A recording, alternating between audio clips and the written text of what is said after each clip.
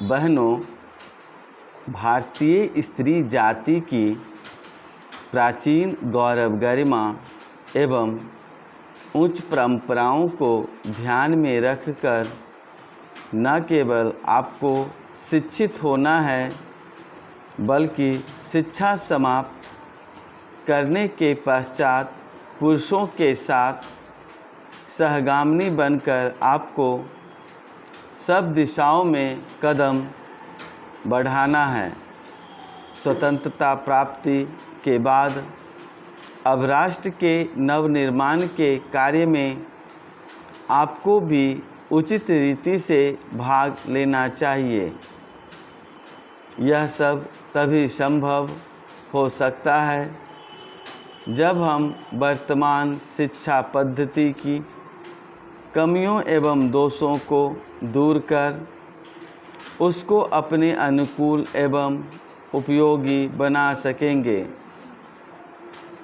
इस संबंध में भी देश में परस्पर विरोधी विचारधाराएं प्रचलित हैं। आधुनिक सुधारवादियों या जो अपने को प्रगतिशील कहते हैं, उनकी धारणा यह है कि बालक बालिकाओं को एक साथ शिक्षा दी जाए और दोनों की शिक्षा प्रणाली एक सी हो। उनका यह भी विचार है कि स्त्रियों को न केवल शिक्षा पद्धति में ही बल्कि अन्य क्षेत्रों में भी पुरुषों के बराबर के अधिकार मिलने चाहिए तथा उन्हें संपूर्ण सामाजिक स्वतंत्रता होनी चाहिए। उन्हें समाज में समस्त व्यवसाय और व्यापारों में समान रूप से भाग लेना चाहिए और शिक्षा प्रणाली की रचना इन सब के अनुकूल होनी चाहिए।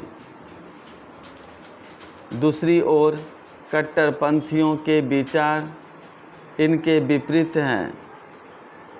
इस प्रकार स्त्री शिक्षा और अन्य बातों के संबंध में हमारे देश में वर्तमान समय में परस्पर विरोधी विचारधाराएं प्रचलित हैं।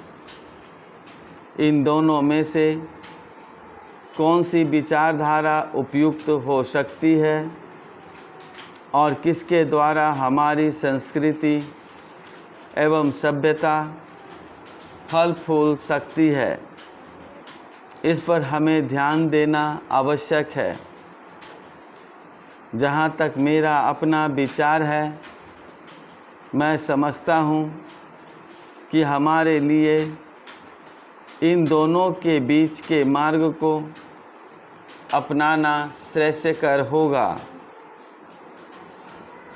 वर्तमान शिक्षा पद्धति के आदर्श एवं उद्देश्यों में जो दोष पाए जाते हैं, उनके अतिरिक्त वह बहुत महंगी सिद्ध होती है। प्रतिवर्ष हम अपने शिक्षालयों द्वारा हजारों विद्यार्थियों को तैयार करते हैं, जिनमें से बहुतों को नौकरियां न मिलने पर जीविका चलाना बहुत कठिन हो जाता है। इस प्रकार हम अपने शिक्षालयों द्वारा जहाँ काफ़ी संख्या में विद्यार्थी बेकार तैयार होते देखते हैं, वहाँ फैशन प्रस्त भी तैयार होते देखते हैं।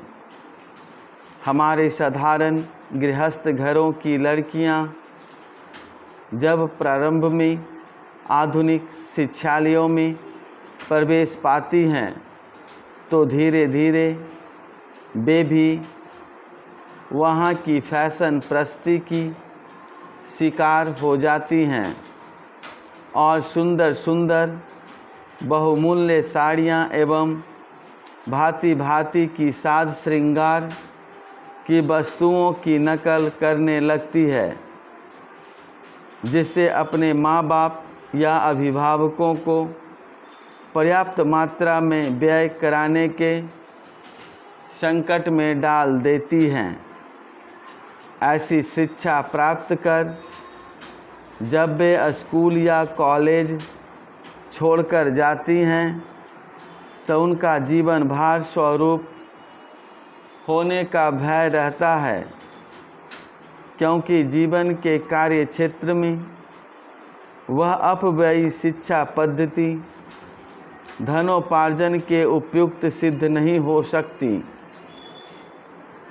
यह नौकरी की आशा भी पूरी नहीं कर सकती और अंत में यह शिक्षा उनके लिए निकम्मी मालूम पड़ती हैं।